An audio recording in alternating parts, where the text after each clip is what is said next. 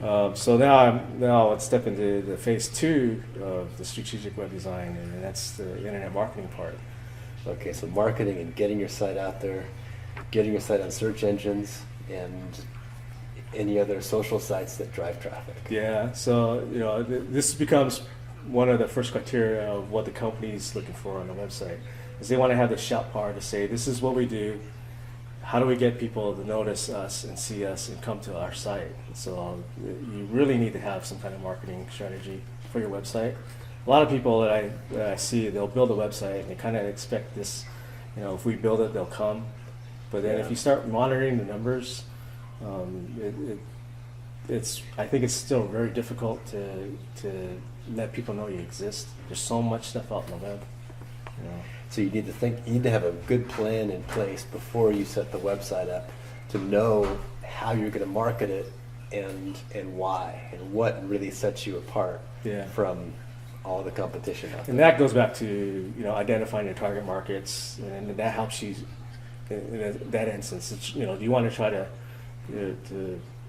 find those people that are the most interested in your stuff, and by doing that, you're going to save a lot more time and energy versus if you just try to broadcast everything over the web and think everybody's going to come.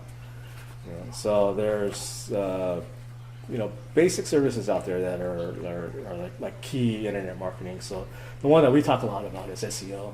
Yeah. So this is the organic version of like Google. They're the I would say the tell-all. If you have a question, they're the ones that can give you an answer. Yeah, and they've got maybe 70% market share, but they've actually got more like a 90% of the actual searches that people use to inquire about most businesses. Yeah, so you find people who are at that point, they have a problem. They type something into the search engine, and then hopefully you are up within the first top 6, and then statistically those are the ones that are selected the most. So there's a whole strategy behind how do you become within those top 6 slots to get the numbers of clicks behind you. Yeah, absolutely. A couple of the other ones I can go through real quick is paid search. So a lot of the search engines have paid search options so that your sites can come up on the first page. Give them an opportunity the visitor the opportunity to see it, and it also creates like brand awareness too. So if they see your name popping up a lot, then it kind of reinforces that you're there. Email. Email marketing is still one of the we talk about this idea of the client, once you attracted them and they become a fan, that they're going to buy more from you. That same theory happens with email. So once that person has given you their email, they're actually interested in what you have. So they're very, very good targets to say, this is other stuff that we have. These are things that we can offer you. These are things that are new, or just keep reinforcing to them that you're there.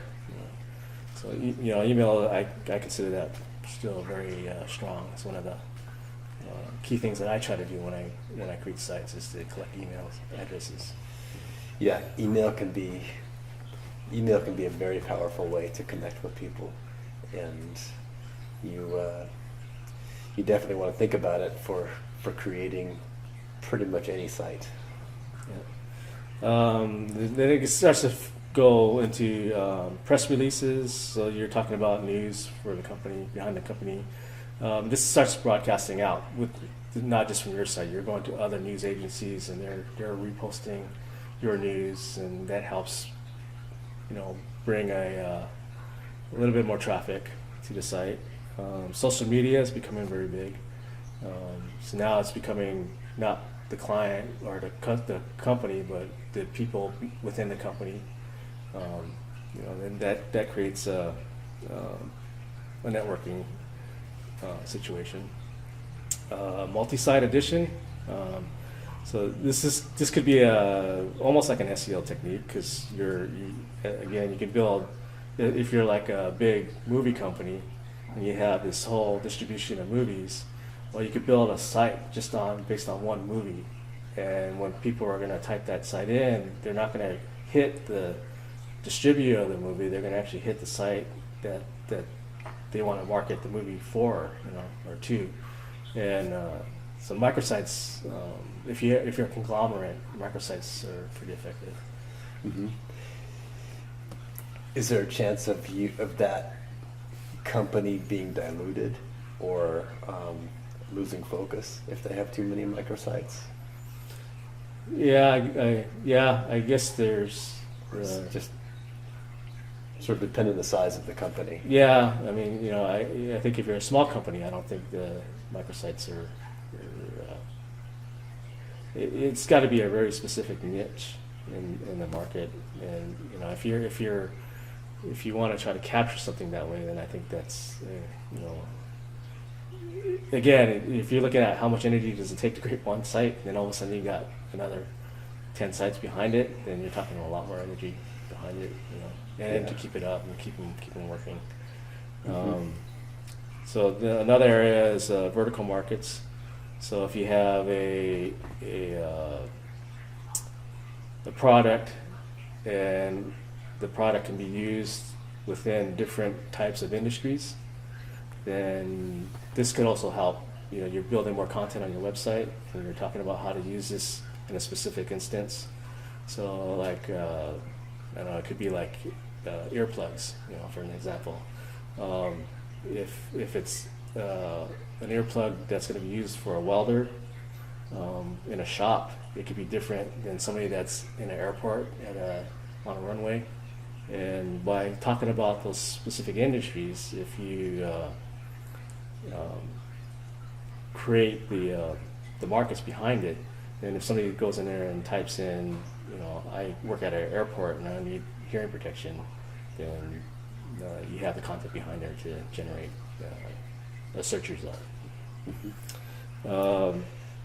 This one's kind of this one's interesting to me. Is I get a lot of people that say, we want to do cell phones, we want to do smartphone advertising, and from the analytics point that I look at, if I match how many people come into the site with smartphones versus how many people come in with different language other than, like for us, other than English, it's generally I'll see Spanish and German sites, or German people trying to come to these sites.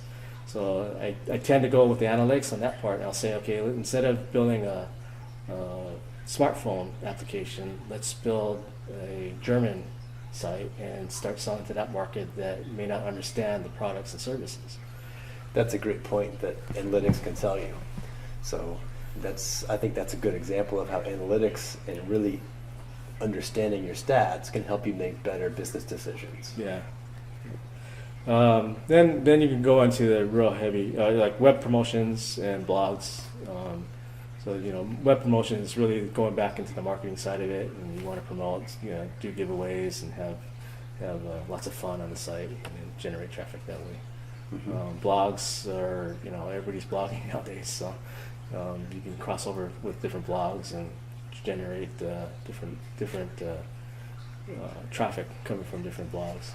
Cross post and do guest posting. Yeah. So then that's part of the my basic parameters for the internet marketing phase, and then the last part.